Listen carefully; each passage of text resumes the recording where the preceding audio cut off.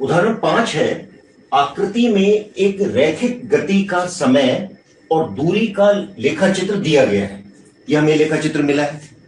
समय और दूरी की दो स्थितियां, जब t बराबर 0 तो d बराबर 2 और t बराबर 3 d बराबर 8 अंकित की गई है। देखो, जब t 0 है, समय तो हमें x अक्ष पर दिया है और y अक्ष पर हमें मिली है दूरी। तो जब t बराबर 0 है तो d बराबर कितना है? 2। 0,2 ये अंकित है। t बराबर 3 पर d बराबर है 8। जब t का मान 3 है तो d का मान 8 है।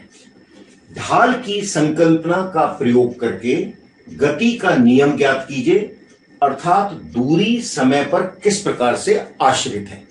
अर्थात यहां हमें जो रैखिक संबंध है, क्योंकि यहां रैखिक गति का समय और दूरी का लेखाचित्र दिया गया है, तो जो रैखिक संबंध है t और d में, उसको ज्ञात करना है। अब देखो, यहां इस लेखाचित्र से यह बात स्पष्ट है कि 0,2, 3,8 और t, d ये एक ही सरल रेखा पर स्थित हैं। तो 0,2, 3,8 और t, d संरेखीय हैं,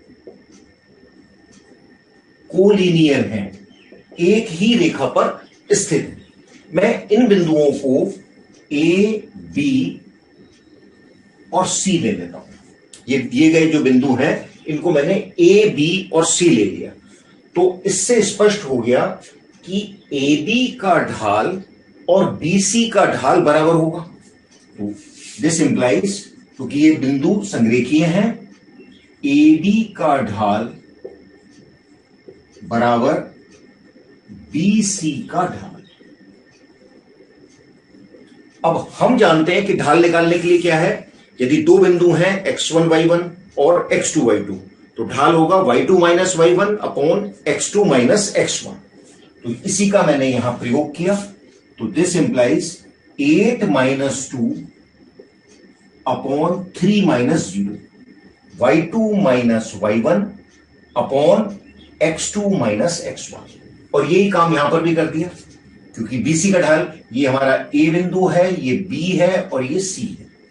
तो BC का ढाल क्या हो गया? D minus 8 upon T minus 3। ये हमारा BC का ढाल हो गया।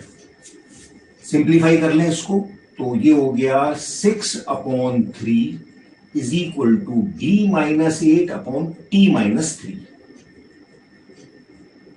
क्रॉस मल्टीप्लाई कर दिया तो 2t minus 6 is equal to d minus 8। This implies, cross multiply किया तो 2t minus 6 is equal to d minus 8। 2t बराबर हो गया d माइनस 2।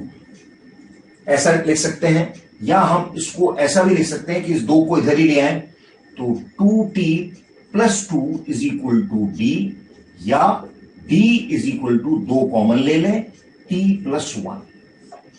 ये हमारे को अभिष्ट संबंध मिलता है दूरी और समय में।